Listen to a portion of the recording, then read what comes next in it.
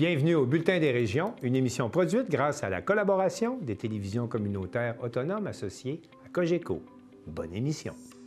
Alors, qu'est-ce que ça évoque pour vous, le 5-10-15? C'est un espace absolument magnifique. C'était des belles professions dans ce temps-là? J'ai fait 40 ans, madame. Non. Je vois l'homme comme un arbre parce que l'homme prend racine comme l'arbre. Avez-vous l'impression qu'il y a une relève pour ça? Est-ce qu'il y a des jeunes qui vont pour pas que ça se perde? C'est cette année que ça vaut vraiment la peine de venir au marché public. Ça représente une belle tradition, en fait, qui est un peu un porte-bonheur pour les pêcheurs.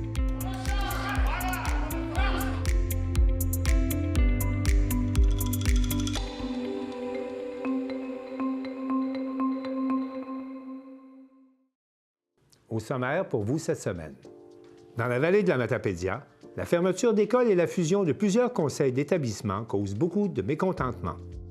À Sainte-Apolline-de-Patonne, une mobilisation pour sauver l'école. À Salaberry de Valleyfield, le transport adapté reçoit une aide financière supplémentaire du gouvernement du Québec. À Chandler, lancement de la campagne Ensemble pour un avenir plus inclusif. À Donnacona, l'Association des personnes handicapées de Portneuf utilise l'improvisation dans le cadre du projet Une immersion pour tous. À Montjoly, le Centre d'action bénévole de la Métis organise des visites amicales pour recruter des bénévoles. À Baie-Saint-Paul, on souligne la 19e édition de la Semaine québécoise des popotes roulantes. À Thetford, la télévision communautaire de la région des Appalaches rend hommage à l'une de ses plus fidèles bénévoles.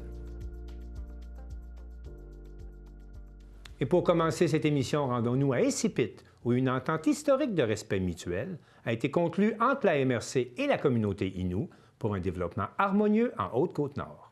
Bonjour, mesdames et messieurs, bienvenue à ce bulletin d'information.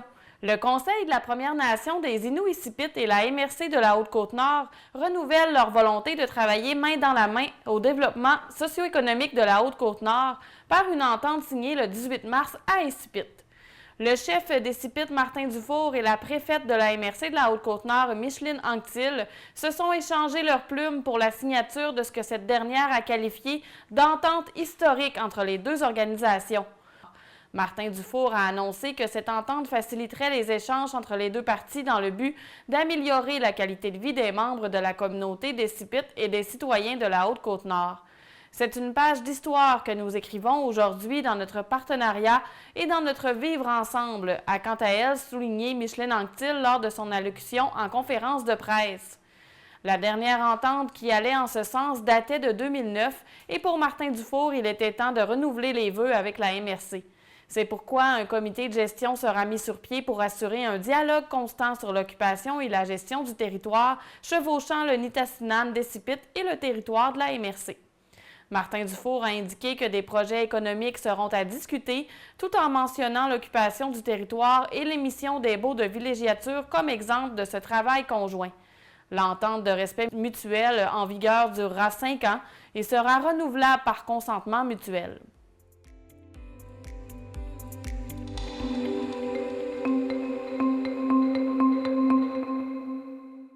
Dans la vallée de la Matapédia, que ce soit à Cozapscal, Sayabec, Saint-Damien, Saint-Moïse et plusieurs autres villages, la fermeture d'écoles et la fusion de conseils d'établissement causent beaucoup de mécontentement, nous rapporte Émilie Chouinard de la TVC de la Matapédia. Le 18 mars dernier, le conseil d'administration du Centre de services scolaires des Monts-et-Marais a voté en faveur de plusieurs fusions de conseils d'établissement dans le secteur Vallée de la Matapédia.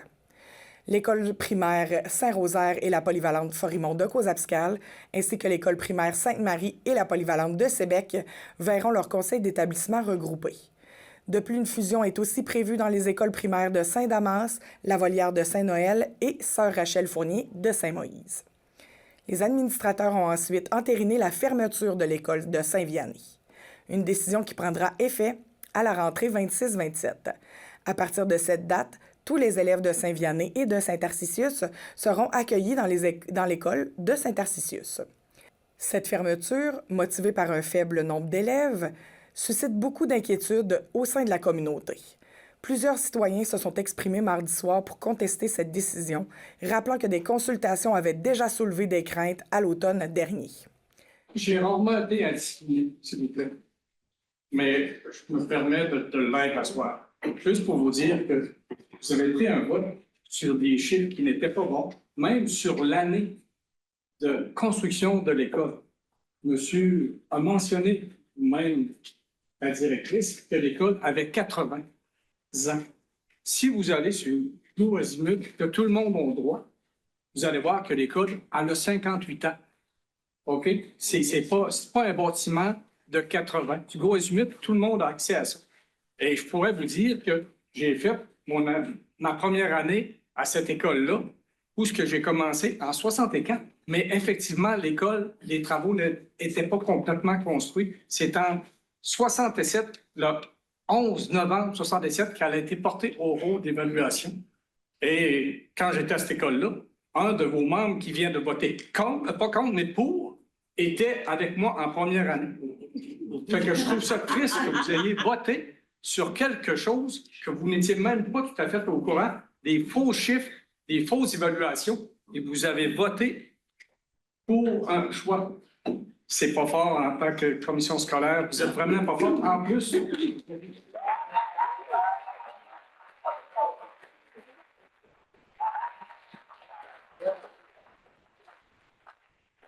ça triste, comme que je trouve triste la salle que vous avez prise pour recevoir les gens ici ce soir. Félicitations. Le conseil d'administration a décrété un moratoire sur toute autre décision concernant les fermetures d'écoles jusqu'au 1er juillet 2027. Ce moratoire, qui suspend aussi les consultations prévues sur de possibles fermetures d'autres établissements dans la Matapédia, permettra au Centre de services scolaires de travailler en étroite collaboration avec les élus municipaux afin de trouver des solutions gagnantes pour l'avenir des écoles et des communautés locales. Marie-Pierre Guénette, directrice générale du Centre de services scolaires des Monts-et-Marais, a souligné l'importance de ce délai pour permettre un dialogue constructif entre les élus et le Centre de services scolaires afin d'aligner leurs priorités respectives. L'objectif est de réaliser la mission de chacun tout en minimisant les impacts pour les élèves et leurs familles. Ce gel des décisions permet également de mettre en œuvre les changements structurels décidés pour l'année scolaire prochaine, notamment le regroupement des conseils d'établissement dans le secteur Matanie et Vallée de la Matapédia. Le moratoire offre un répit, mais pour de nombreux citoyens, le véritable enjeu reste entier. Comment assurer l'avenir de l'éducation en région sans sacrifier l'essence même de nos communautés?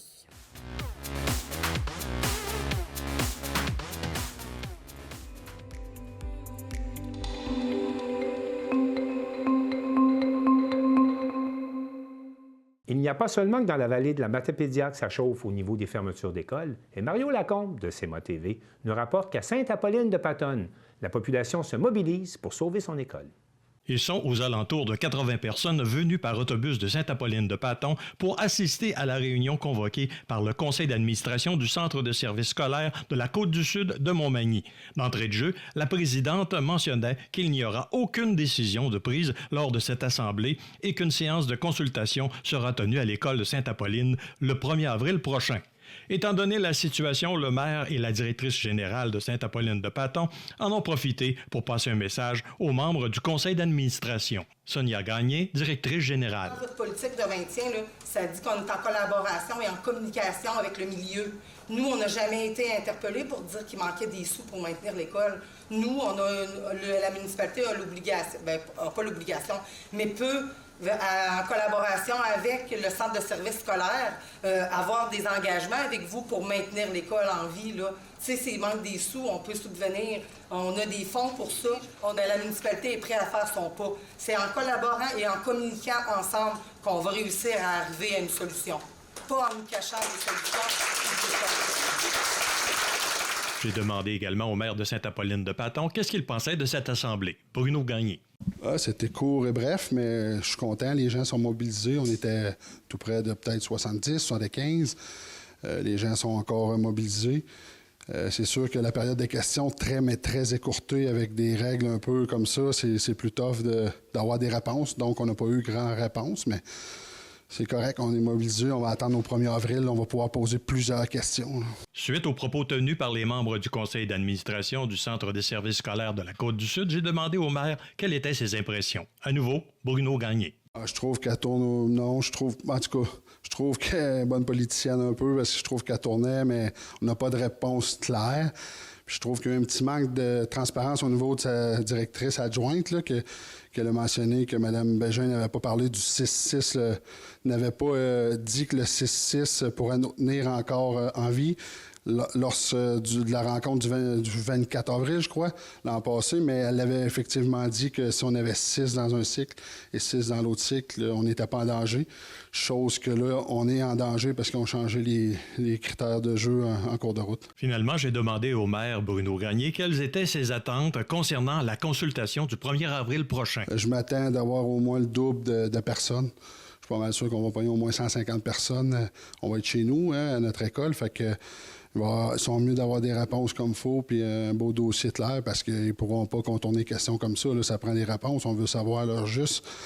Puis on trouve qu'on est victime d'une injustice. Fait que on veut vraiment avoir les réponses claires. Donc, le prochain rendez-vous sera le 1er avril à l'école de Sainte-Apolline-de-Paton. Une réunion qui se veut de consultation. On nous a également mentionné qu'une décision finale sera prise dans les semaines qui suivront cette réunion. Mario Lacombe, à Montmagny pour CEMA TV. Information.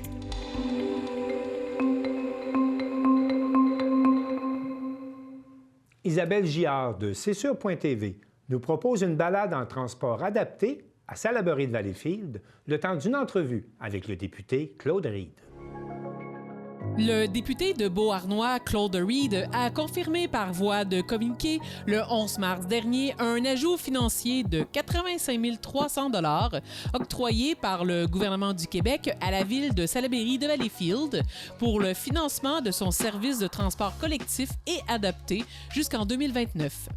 La chroniqueuse Isabelle Giard, mais aussi grande utilisatrice des transports adaptés, a rencontré le député et la directrice de la Société de transport de Salaberry de Valleyfield le temps d'une virée. Député provincial de Beauharnois, bonjour. Bonjour Isabelle. Bonjour, on fait une entrevue spéciale aujourd'hui dans les rues de Salaberry de Valleyfield en transport adapté. Est-ce que c'est votre première fois en transport adapté? Ce n'est pas une première fois pour moi, mais dans un véhicule flambant neuf comme celui-ci et très moderne, c'est une première pour moi. Ben oui, en plus, avec cette belle nouvelle d'aide financière de plus de 85 000 $ pour le transport collectif et adapté, quelles sont les origines de cette aide financière? En fait, c'est un ajout à une somme récurrente qui est versée annuellement à la ville de Salaberry de Valleyfield pour le transport adapté. Le transport adapté est géré, les opérations sont gérées par la Société de transport, mais c'est une somme récurrente de 1,5 million à peu près sur 3 ans qui est versée pour le transport adapté. Et avec ce qu'on a connu il y a quelques années qui s'appelle la pandémie, avec à la fois vous savez, il y a eu les gens ont arrêté de prendre le transport en commun, l'apparition du télétravail, ainsi de suite. Alors, ça fait en sorte que c'était plus difficile pour certaines sociétés de transport. Et le montant de 85 000 s'ajoute au montant récurrent qui est versé annuellement. Alors, c'est une bonification.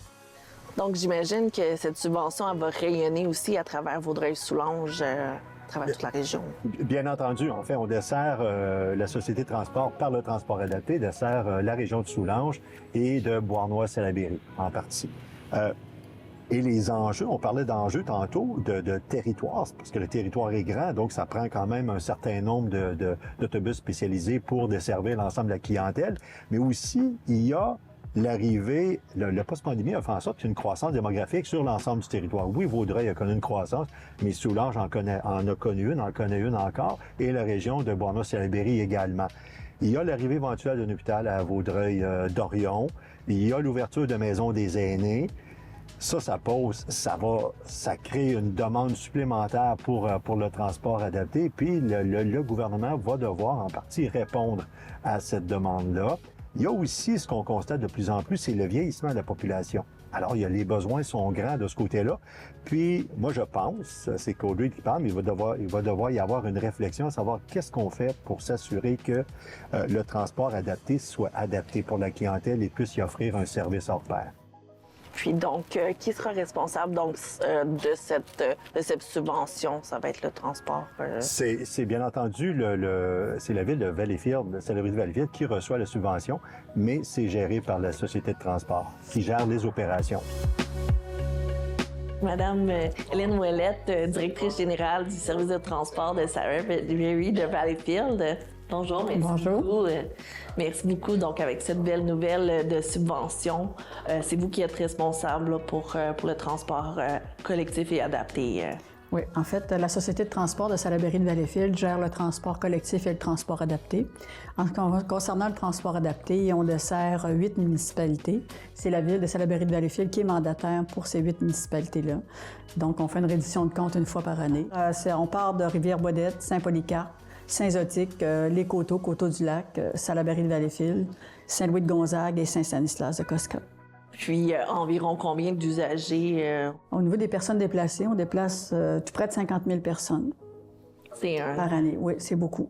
C'est beaucoup. C'est beaucoup de personnes. De plus en plus, on dessert ce qu'on appelle le hors-territoire parce que ces municipalités-là ne paient pas pour le service en transport adapté. On dessert de plus en plus vers Vaudreuil et puis vers l'île Perrot aussi, en centre de réadaptation.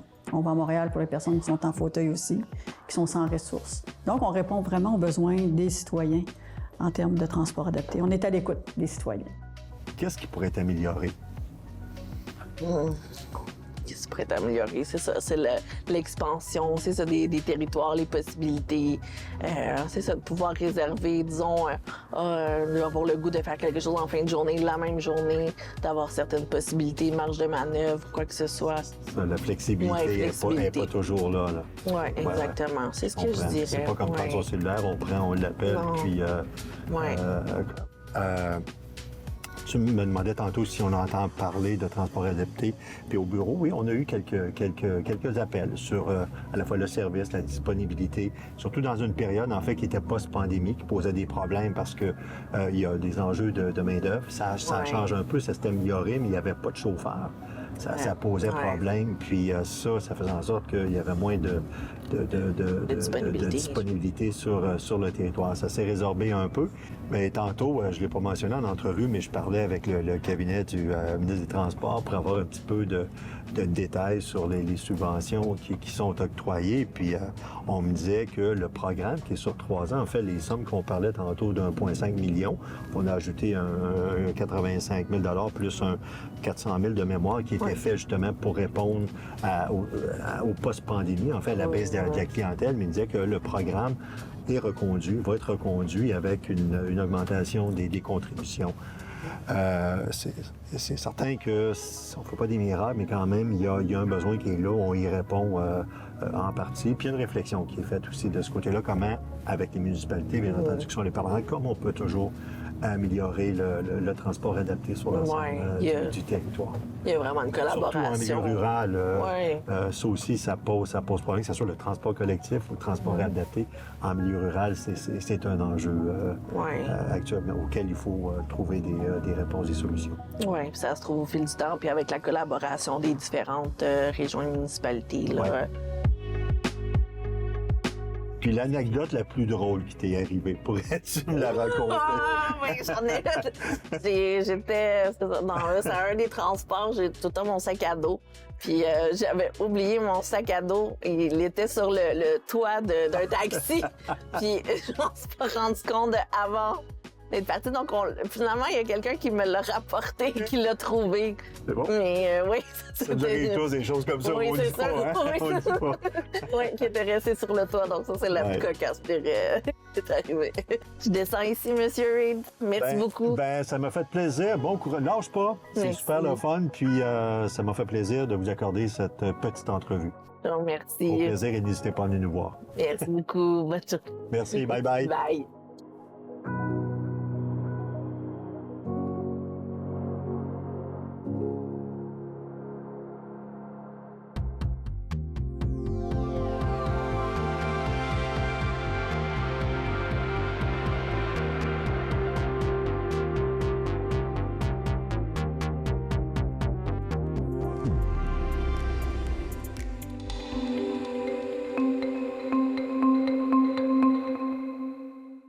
Un projet de construction de 32 appartements adaptés à Chandler fait l'objet d'une campagne de financement sous le thème « Ensemble pour un avenir plus inclusif ». Valérie Pinault, de Télévague. Ensemble pour un avenir plus inclusif, c'était le slogan de l'événement afin de faire briller l'organisme Ang Logement, qui était de passage à Chandler pour le lancement officiel de leur campagne de dons en soutien au projet Chandler. Le projet offrira des unités de logement situées à Chandler, spécialement dédiées aux personnes autonomes à faible revenu vivant avec un handicap. La mission d'Ang Logement, c'est de développer et d'offrir du logement abordable et adapté aux personnes qui en ont vraiment besoin, des personnes qui vivent avec un handicap, déficience physique, déficience intellectuelle, troubles du spectre de l'autisme, et également aux personnes âgées qui bénéficient des adaptations et qui ont besoin d'un logement abordable. Ça fait plus de 23 ans que cet organisme-là existe. Combien d'immeubles vous avez offerts? Aujourd'hui, on a 38 immeubles, puis on en a plusieurs en construction qui vont être complétés d'ici l'été 2025. On est à 263 logements, plus qu'une centaine en construction, et on vise d'en débuter un autre 150 en 2025, donc potentiellement celui de Chandler. Votre logo, c'est comme une petite maison entourée d'un cœur. Ça reflète-tu à vos valeurs? Certainement. Dans le fond, Ang Logement, c'est l'immobilier qui fait du bien. Nous, on veut développer de l'immobilier qui redonne l'estime et la dignité aux gens qui en ont le plus besoin. Donc, la maison, le cœur, ça dit tout. Oui, c'est ce que ça veut dire. Est-ce que vous avez constaté l'impact que ça a eu sur des gens, les logements comme ça? Oui, ça a un impact positif qui est très grand. Souvent, les gens sont dans des logements qui ne sont pas adaptés pour eux, où ils ont de la difficulté à accomplir les tâches quotidiennes. Des fois, ils ne peuvent pas sortir de chez eux parce qu'ils sont dans des deuxièmes étages ou qu'il y a des seuils de porte, des marches. Il y a aussi beaucoup de gens qui ne peuvent pas partir de chez leurs parents, ne sont pas capables d'aller accéder à leur premier appartement parce que ce n'est pas adapté, également parce que ce n'est pas abordable. Les gens qui vivent avec un handicap, malheureusement, ont plus de chances d'avoir des revenus plus faibles que la population en général. Donc, ça augmente le besoin de logement abordable. La statistique qui est sortie, c'est qu'une personne qui vit avec un handicap a 3 fois plus de chances d'avoir besoin d'un logement abordable. Donc, est affectée 3 fois plus par la crise du logement que l'ensemble de la population. D'où un besoin criant auquel on essaye de répondre, du moins en partie. Avez-vous un objectif de logement à créer? Oui, nous, on veut aider 1500 personnes supplémentaires à travers le Québec, personnes ou familles, d'ici 2030. La Gaspésie, le Bas-Saint-Laurent, c'est notre deuxième pôle. On va continuer dans cette région, mais on veut également commencer dans d'autres pôles, ouvrir un 3e et un 4e pôle dans les prochaines années. Avec un objectif ambitieux comme ça, ça prend des partenaires. Oui, mais on est chanceux. On a d'excellents partenaires. Ça commence souvent par les municipalités, puis les communautés, les organismes locaux, les comités de parents, comme celui de Mme Auger, qui ciblent un besoin et qui viennent nous aider. Mais on est également appuyé par Desjardins qui aujourd'hui a annoncé un don pour le projet, mais également au niveau de nos hypothèques de démarche de construction. Le Fonds de solidarité de la FTQ est également notre partenaire depuis plusieurs années. Avec eux, on a accès à du capital patient. La SCHL vient également nous épauler dans plusieurs projets au niveau de conditions avantageuses. On reçoit également dans de multiples projets des subventions des 2 paliers de gouvernement. Donc, puis on a également toute une communauté de gens, d'organismes qui nous supportent, qui parlent de nous, qui vont aller chercher des dons, aller chercher du support. On a des grands donateurs. Madame Roy a parlé de Thierry Pétry à Gaspé qui a fait un généreux don de 100 000 $. On a également des plus petits donateurs, comme le donateur anonyme qui nous a fait un premier don, mais tous les dons sont importants, tous les gestes sont importants. Nous, on a vraiment un modèle où ça prend tous ces partenaires-là pour réussir à monter le projet, aller de l'avant, mais surtout d'offrir des logements de façon pérenne qui vont rester abordables pour toujours. C'est quoi l'implication de l'organisme Joie de vivre avec Ang Logement? Bien, je dois dire que avec ma venue comme à la direction de la Joie de vivre, bien là, on s'implique en tant qu'organisme parce qu'à la base, moi, mon implication, c'est vraiment en tant que parent d'un enfant avec besoins particuliers. il fallait que le projet parte du milieu. Dans le fond, on s'est créé un comité de parents. Puis, on s'est mis à la recherche de qu'est-ce qu'il pouvait avoir dans le Québec comme logement, comme formule déjà faite, dans le fond. Alors, en logement, ils prennent du terrain partout au Québec, puis on les a découverts, on les a sollicités, on les a séduits, et puis on a fait nos devoirs en tant que comité de parents. On est allé rencontrer la ville de Chandler pour leur demander un don de terrain, parce que tout bon projet comme ça, les villes doivent être partenaires. Et puis, ils ont accepté. Puis voilà, tout ça découle. Puis la joie de vivre, qu'est-ce que ça fait? Bien, elle est quand même là depuis le début, parce qu'en tant que parents, l'automne dernier, on avait été à la joie de vivre, Dany, l'autre parent et moi, avec l'ancienne direction, pour faire un samedi porte ouverte pour répondre à des questions, parce qu'il nous fallait des noms.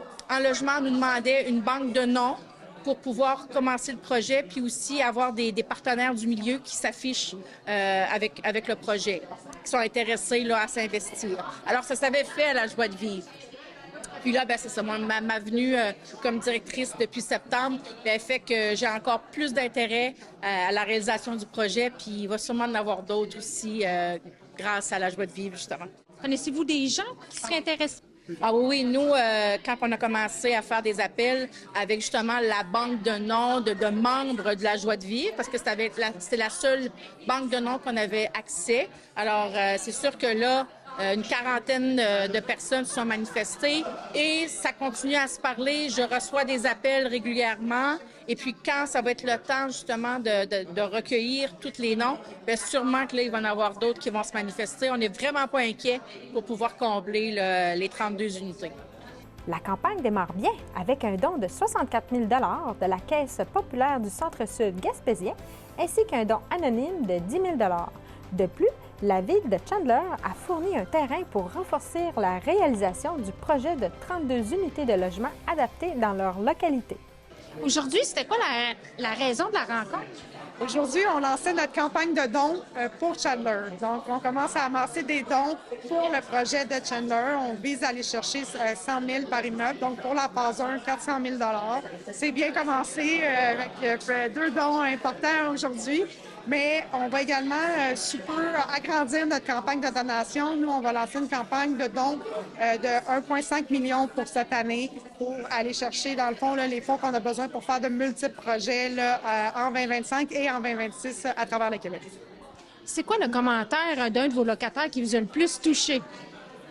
Il y en a plusieurs, mais il y a un à qui je pense, c'est vraiment, il est allé arriver dans son appartement puis il disait « Hey, maintenant, j'ai le plus bel appartement de ma famille puis c'est moi qui vais recevoir à Noël. » Il était tellement content, c'était contagieux. Ça, c'est un commentaire. Mais tantôt, je vous ai lu aussi la lettre de Magali, qui est une jeune déficiente intellectuelle qui a rêvé d'avoir cet appartement-là pendant 3 ans puis qui a pris la peine de venir nous lire une lettre, même si c'était très difficile pour elle, elle est très timide, parce qu'elle voulait nous remercier, parce que son rêve s'était réalisé. On est chanceux de voir l'impact qu'on a. Pour nous, c'est une récompense. C'est ce qui nous motive à en faire plus parce qu'on veut aider plus de personnes. On veut redonner la dignité.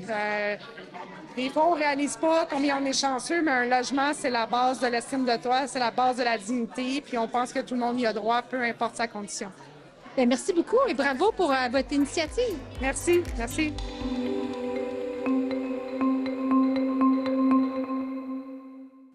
Aubert Tremblay de CJSR a rencontré les promoteurs du projet Une immersion pour tous, qui vise l'intégration de personnes handicapées dans la Ligue d'improvisation locale.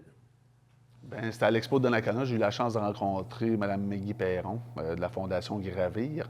Dans son kiosque, il y avait un petit bonhomme qui s'appelait Théo.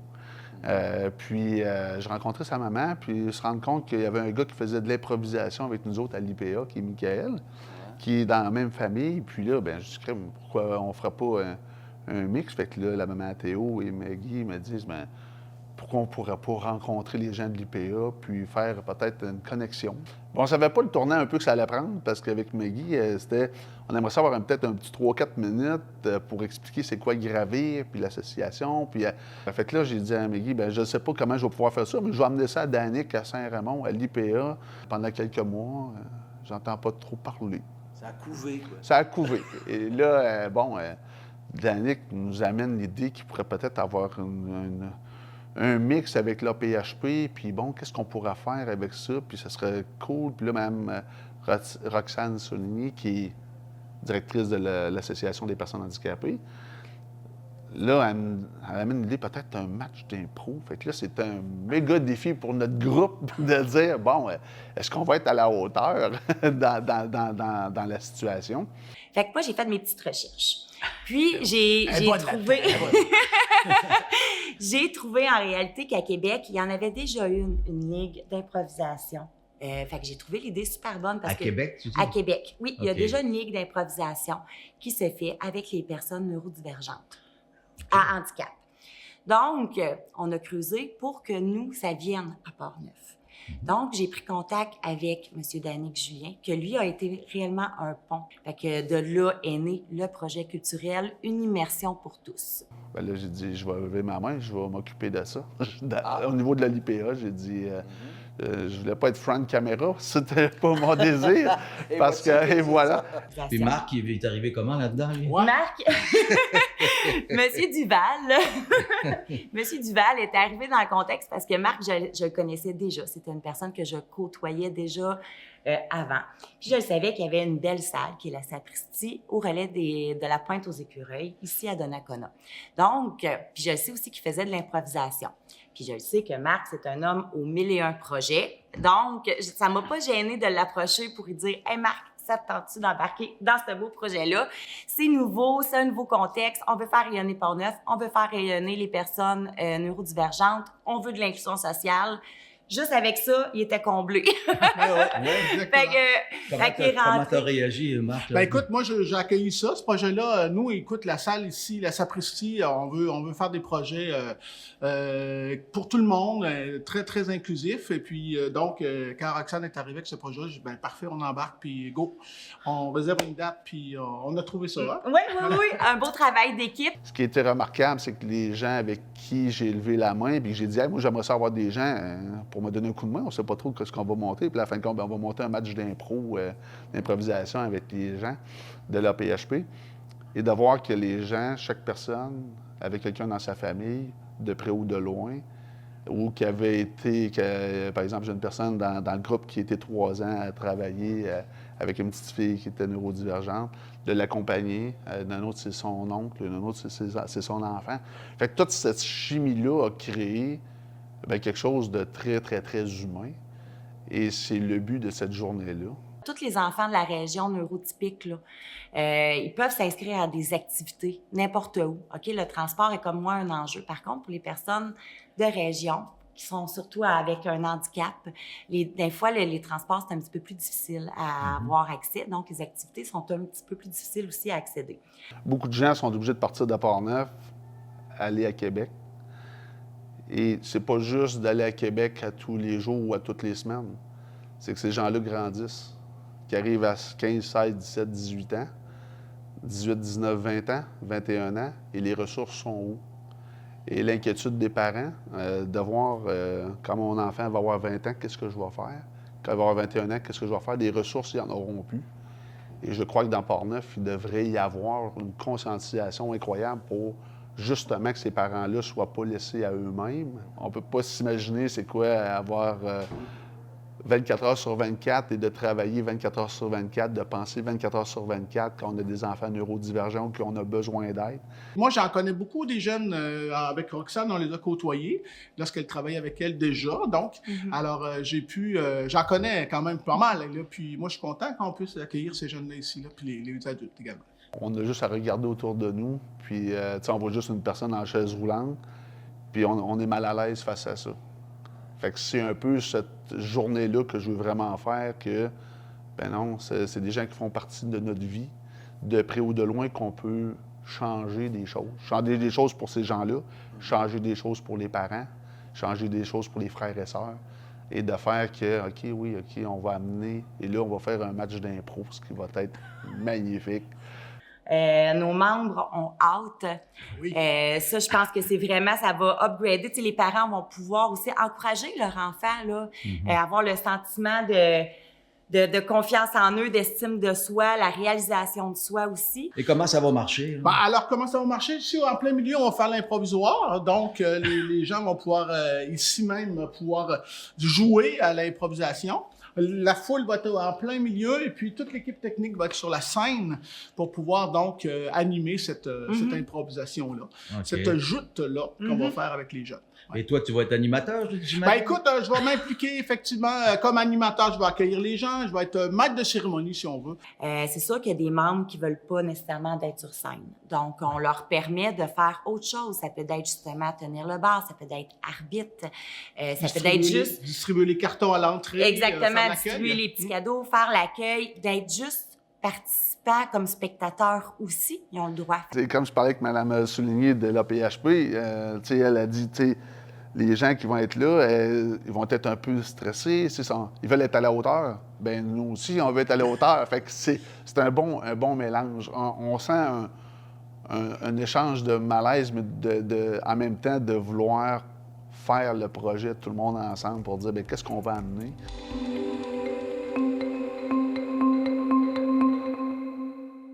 Le Centre d'action bénévole de la Métis organise des activités de jumelage sous le thème des visites amicales afin de recruter des bénévoles. Marc Després, de la télévision de la Métis. Eh bien, on se trouve au Centre d'action bénévole de la Métis parce que, bon, il y a quelque chose de nouveau. En tout cas, je pense que c'était la première hier, donc des visites amicales. Donc, c'était une rencontre là, qui permettait aux gens de devenir bénévoles. Oui, alors on a rencontré à la fois des bénévoles qui sont déjà chez nous et aussi des gens qui étaient intéressés à le devenir. Alors, c'était une rencontre vraiment conviviale pour d'abord apprendre à se connaître, mais aussi donner de l'information sur c'est quoi le bénévolat en visite amicale. Et à ce moment-là, donc, on avait 8 personnes, donc un petit groupe. Je pense qu'à quelque part, c'était avantageux parce que ça devient très convivial. Oui, c'est ça. On voulait que ça soit convivial, on voulait que ça soit rassembleur, que les gens aient le temps de poser des questions, mais aussi qu'on ait du temps aussi pour leur répondre à leurs questions. Fait que je pense que c'était un échange là, qui se voulait amical sans faire un jeu de mots avec visite. Et à ce moment-là, donc, c'est nouveau, c'est ça? Oui, absolument. En fait, pour nous, c'est important la formation de nos bénévoles. Puis, c'est important aussi que les gens puissent apprendre à se connaître entre eux, apprendre à connaître nos visages à nous aussi, si jamais ils ont des questions, si jamais ils veulent se référer à nous pour quoi que ce soit. Fait que ça permet d'avoir un premier contact, puis aussi de discuter ensemble des expériences. Donc, des bénévoles qui ont déjà fait des visites amicales, qui nous apportaient des exemples, qui nous apportaient justement des histoires de leurs expériences super intéressantes. Donc, pour les personnes nouvelles, c'est vraiment intéressant, là. Et bon, c'est quoi exactement une visite amicale? Bien, en fait, une visite amicale, c'est un jumelage qu'on fait avec un aîné principalement ou quelqu'un qui a un profil gériatrique. En fait, un profil gériatrique veut dire une personne qui n'est pas âgée de 65 ans et plus, mais qui présenterait là, des problèmes physiques ou cognitifs. On fait un jumelage entre deux personnes, entre un bénévole et un bénéficiaire, et puis la personne va directement à domicile ou en résidence privée pour aînés. Et puis là, ils passent 1 heure ensemble, 1 heure à 2 heures maximum, pour échanger, parfois aller prendre une marche. Ça peut faire du casse-tête, des jeux de stimulation physique ou cognitive. Puis ça peut être de façon hebdomadaire, 1 fois par mois aussi, selon la disponibilité des bénévoles, mais aussi la demande des familles ou des bénéficiaires. Et est-ce que le service, à ce moment-là, est à la grandeur du territoire? Oui, on couvre encore là, autant pour tous nos services, là, on couvre les 16 municipalités de la Métis. C'est un service gratuit en plus. Fait que je pense que c'est important de le mentionner. Et il faut aussi mentionner, bon, les personnes qui rendent visite, là, sont pas là pour aller faire du ménage, puis aller faire des tâches, là. Non, c'est ça. En fait, les gens, ils ont déjà souvent des services complémentaires à nous. Donc, le CLSC va être impliqué, les bourgeons de la Métis, par exemple, qui vont s'occuper des tâches ménagères, qui vont donner un coup de main au niveau de la médication, des soins plus physiques, peut-être. Donc, ce qu'on demande à nos bénévoles, c'est plus une présence, c'est plus de changer les idées de la personne, d'avoir des discussions avec eux qui sont stimulantes, de faire des jeux, d'aller prendre une marche. Donc, c'est vraiment plus la chaleur humaine là, qu'on recherche ici, là. Et il faut dire aussi que le tout, les échanges demeurent confidentiels, donc il y a des responsabilités là, à respecter. Bien, c'est ça qu'on présentait aussi hier après-midi, c'est nos rôles en tant qu'organisme, mais le rôle aussi des bénévoles. Des fois, c'est des gens de cœur, c'est des gens qui veulent aider, mais c'est où ma limite en tant que bénévole? Ce n'est pas des professionnels de la santé non plus. Parfois, ils ont fait d'autres métiers dans leur vie. Fait que c'est important aussi d'exposer ça, ces rôles et ces responsabilités-là, de se sentir bien. Puis nous, on travaille dans le jumelage, entre autres. On essaie que les gens soient bien, puis qu'on y va selon leurs intérêts et leurs aptitudes personnelles. Et justement, quelle aptitude ça prend? Bien, moi, je pense qu'il y a une différence entre écouter et entendre. Bien, je pense que les gens, il faut qu'ils soient en mesure d'entendre, tu sais, la personne. Et ce sont nos yeux et nos oreilles aussi, en fait. Fait que des fois, il y a des changements chez les personnes. Puis les bénévoles peuvent nous apporter un peu le topo de comment ça se passe aussi à domicile pour ces gens-là. Ils sont là aussi pour... Fait que, dans le fond, je pense que c'est quelqu'un qui est attentif, là aussi, que ça prend quelqu'un qui est bienveillant aussi envers une personne, puis qui veut simplement rentrer en contact avec des aînés parce qu'ils ont une approche facilitante, là. Et à ce moment-là, donc, on en parlait hier, depuis la pandémie, il y a des gens qui reçoivent un peu moins de visites, donc cette visite-là devient très importante. Ben oui, tout simplement. Là, il y a des gens qui nous nomment que la visite amicale est leur seule visite de la semaine. C'est ça, on trouve ça important. Puis oui, ça a été prouvé. Là, il y a eu statistiquement parlant, oui, merci. Ça a été prouvé là, que ça a eu un impact direct chez les aînés, là, l'isolement. Et à ce moment-là, si quelqu'un serait intéressé, comment ça fonctionne? Bien, en fait, ça va passer par moi d'abord. Alors, moi, je m'occupe de l'inscription de la personne. Les gens peuvent m'appeler, prendre rendez-vous avec moi. Puis moi, ce que je vais faire, c'est que je vais regarder avec la personne, sont où vos intérêts au niveau du bénévolat? Parce qu'on a quand même plusieurs secteurs de bénévolat. Donc, ça se peut que les gens arrivent avec une idée en tête, là, et moi, j'aimerais ça faire ça. Puis finalement, hey, tu me parles de l'autre secteur, puis ça m'intéresse aussi. Donc, moi, je vais regarder vos disponibilités, c'est quoi que vous avez à offrir, en fait, c'est quoi vos besoins à vous aussi. Ensuite, on procède à quelques signatures. On a quelques formulaires qui ne sont pas très compliqués aussi à remplir, dont le code d'éthique. C'est important pour nous quand même que les gens puissent bien respecter le fonctionnement. Et ensuite, là, moi, je fais le lien avec la coordonnatrice du service. Donc, dans ce cas-ci, pour les visites amicales, c'est Annie. Puis voilà, après ça, la personne est dans le processus. Puis on peut toujours faire des suivis avec les personnes pour voir comment ça se passe aussi. Et ce fameux code d'éthique-là, à ce moment-là, il est autant remis à la personne qui va recevoir le bénévole que le bénévole lui-même.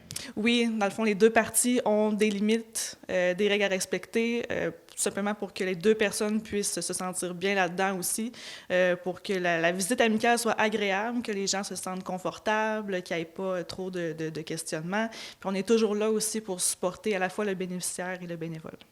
Et à ce moment-là, donc, on peut s'inscrire dès maintenant? C'est à longueur d'année, quoi? Bien oui, en fait, là, c'était un petit peu pour ça qu'on faisait une rencontre d'information. Bien, Kéliane l'a nommé un peu. On voulait créer un échange. On voulait que les bénévoles qui sont déjà impliqués donnent un peu le pouls de comment ils vivent leur visite pour inciter d'autres bénévoles qui ne connaissaient pas le service.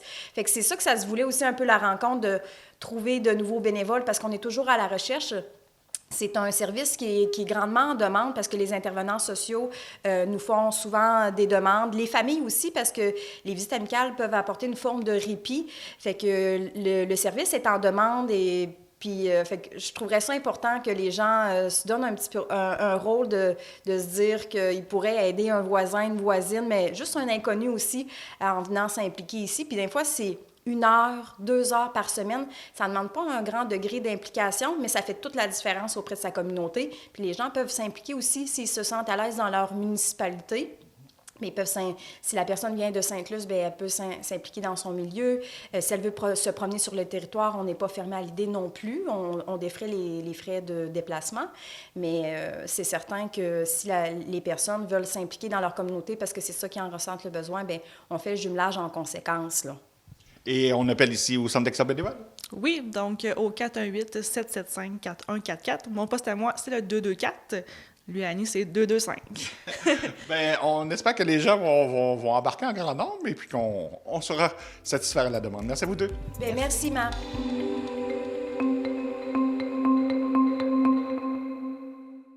Afin de souligner la 19e édition de la Semaine québécoise des popotes roulantes, Mathieu Larivière de TVCO s'est rendu au Centre communautaire Pro-Santé de Baie-Saint-Paul.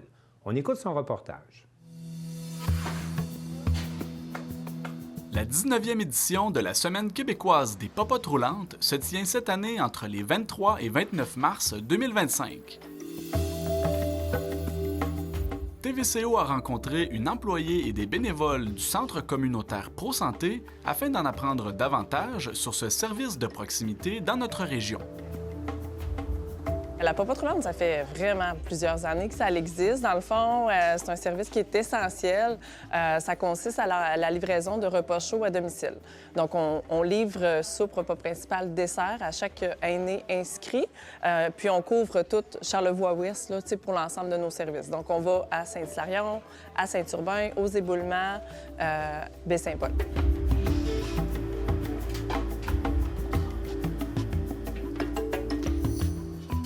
La coordonnatrice explique que la logistique de livraison de la nourriture est bien organisée. J'ai 5 circuits, donc les mardis, jeudis.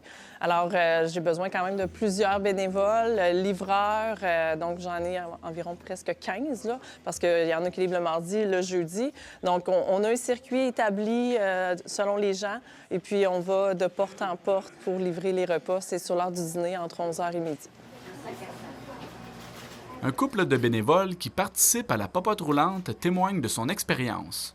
Moi, je trouve ça plaisant de le faire. Tu sais que tu rends service beaucoup. Parce que c'était beaucoup de gens, pas tous, là, mais tu as beaucoup de gens qui sont vraiment pas capables de se déplacer, ont de la difficulté à marcher. Donc, faire à manger, c'est un peu pareil, hein, c'est la même affaire. Et le fait aussi que les gens, bien, quand ils voient quelqu'un, ça leur donne la chance de parler. Ouais, des fois, c'est peut-être la seule personne à qui ils vont pouvoir jaser dans leur journée. Ça fait que ils nous accueillent avec le sourire dans ce temps-là, c'est sûr. Là.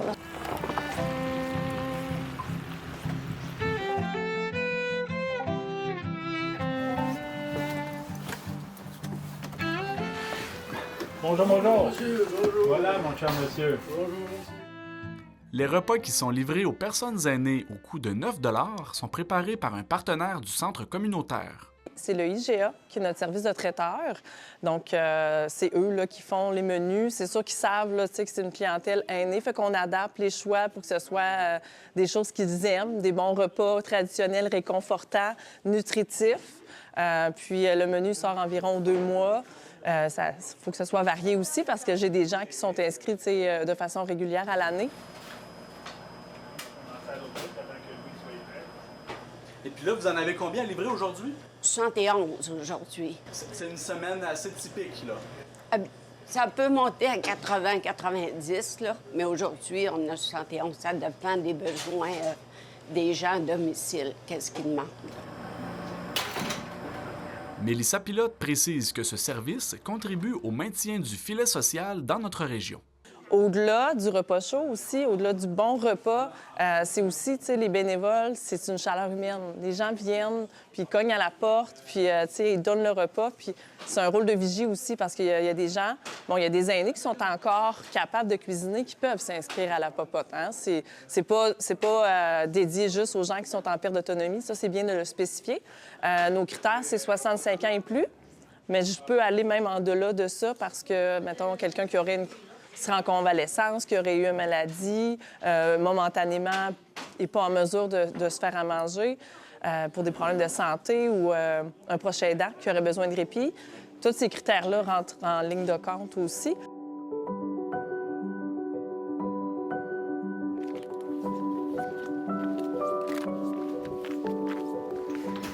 Bonjour, bonjour.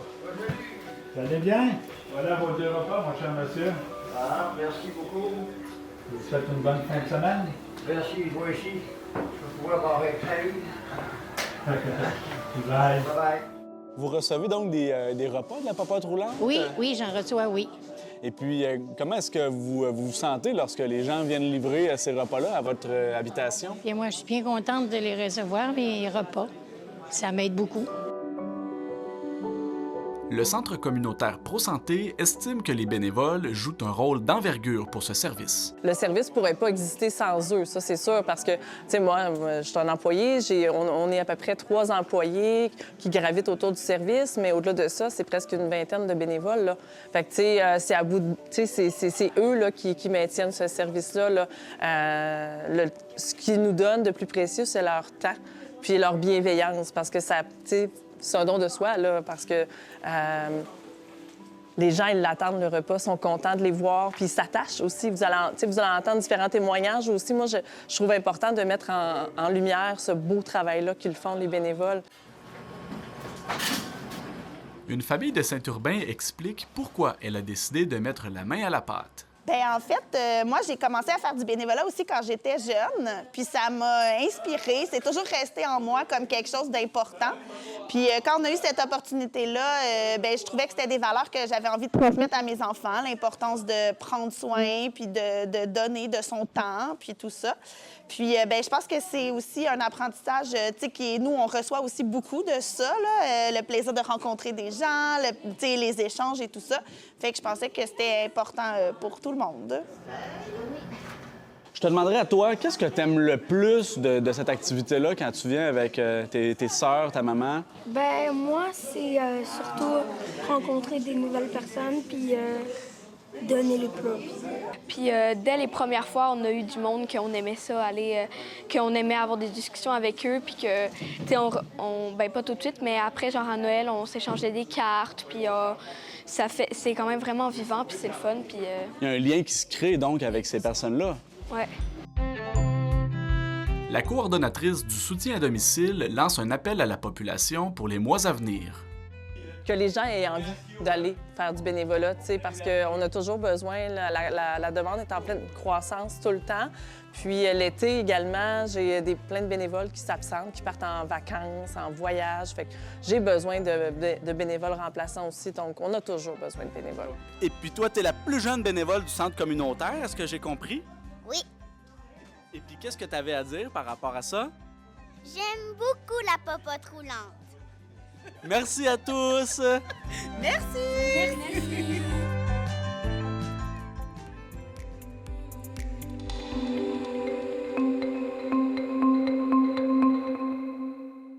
Geneviève Cyr de la télévision régionale des Appalaches a organisé un hommage surprise à l'une de ses plus fidèles bénévoles, Mme Thérèse Sheffield. Bien, bonjour, ça me fait plaisir d'être avec vous aujourd'hui. Mon nom, c'est Geneviève et j'ai la chance d'être avec Mme Thérèse Sheffield. Thérèse est l'animatrice de l'émission Rencontre depuis plusieurs années.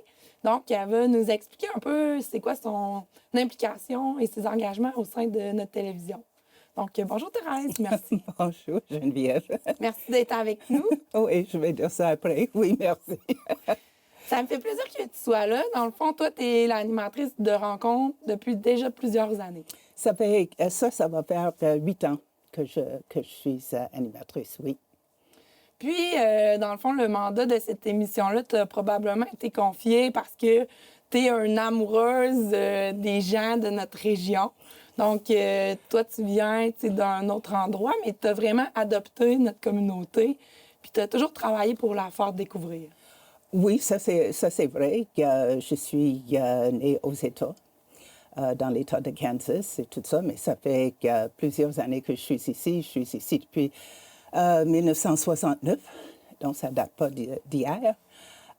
Puis oui, pour l'émission, je peux dire oui, ça fait longtemps que je suis impliquée, puis j'essaie de participer de différentes façons, mais c'est sûr que animer une émission, ce n'est pas mon idée. J'avais présenté une idée à Pierre Sévigny à un moment donné parce qu'il y avait de plus en plus des immigrants qui arrivaient, puis je pensais que ce serait intéressant peut-être d'avoir ce qu'on appelle en anglais town hall meeting, une assemblée publique où les gens de Thetford pouvaient rencontrer les immigrants puis avoir un échange, puis une discussion pour être capable d'accueillir les gens avec plus de facilité puis compréhension. Alors, finalement, c'était pas ça de tout. Pierre est revenu parce que Karine Soares, qui était directrice avant, elle avait peut-être trop de choses, trop d'assiettes pleines, et elle voulait décharger peut-être un peu. Donc, elle avait l'émission Rencontre, et elle a passé le flambeau. Et c'est moi, j'ai décidé que même si c'était un peu en dehors de mon zone de confort, j'étais prêt à relever le défi. Bien, pour moi, c'est un plaisir de collaborer avec toi. Puis, je pense qu'il y a d'autres gens de notre communauté qui seraient en accord avec moi. Fait que c'est pour ça qu'aujourd'hui, on va les inviter à rentrer avec nous parce qu'il y a des gens qui voulaient te faire un petit hommage. Hein? Oh oui! Allô, Thérèse! Bonjour, Thérèse! Vraiment, Thérèse, au nom de toute la communauté, nous tenons sincèrement à te remercier pour vraiment ton implication et surtout pour avoir été cette pionnière modèle dans notre communauté. Et à l'occasion de la clôture du mois de Noir, nous te dédions vraiment ce moment et nous témoignons notre amour, notre affection et tu es un modèle pour nous. Alors nous tenons vraiment à cette occasion à le souligner vraiment en grand devant la caméra, devant le monde entier. Montrer vraiment que tu comptes beaucoup pour nous et nous te remercions. Je ne sais pas s'il y a quelqu'un qui a autre chose à dire. Nous te remercions, Thérèse. Moi, j'ai eu la chance d'avoir le prix Femme inspirante noire l'année passée. Et cette année, pour moi, tu es la femme inspirante noire des Appalaches, de notre région. Et c'est pour ça qu'on tenait absolument à être là. Parce que Thérèse, tu es une personne, une femme dynamique, une femme d'une détermination incroyable. C'est pour ça aujourd'hui on voulait devant tous les téléspectateurs te dire merci. Merci d'avoir tracé la voie pour nous, pour nos enfants. Merci d'avoir montré un modèle d'immigration exceptionnel. Pour nous, si on est là aujourd'hui, c'est parce que Thérèse t'a semé des graines et c'est grâce à ça que nous, aujourd'hui, on ose aussi s'impliquer. Donc, au nom de toute la communauté afrodescendante de Tête-Formaise, nous te disons merci beaucoup.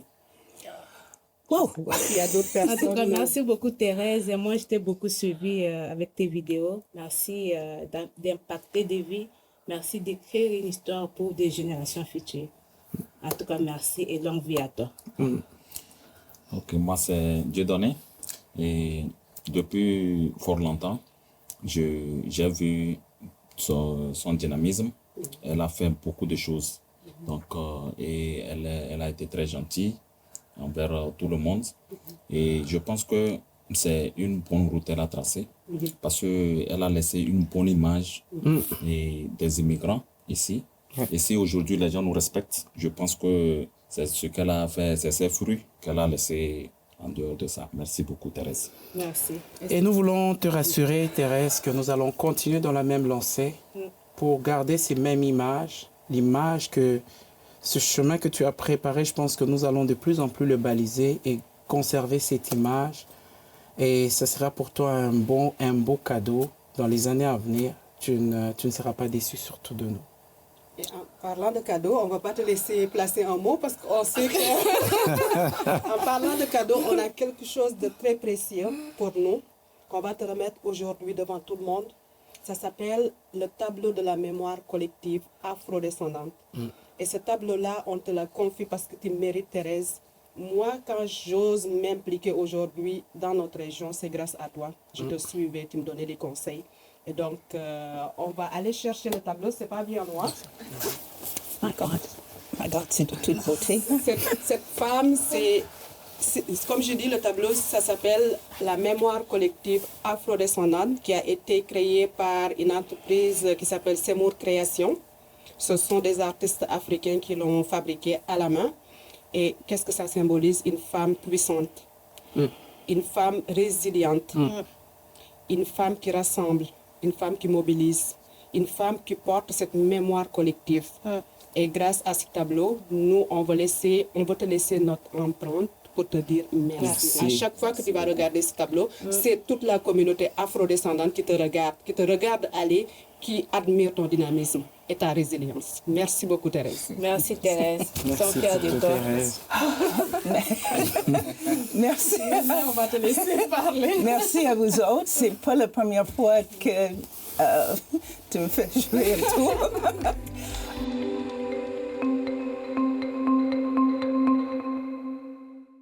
C'est tout pour le Bulletin des régions cette semaine. Merci d'avoir été des nôtres. Je remercie toutes les stations de télévision participantes et je vous dis à bientôt.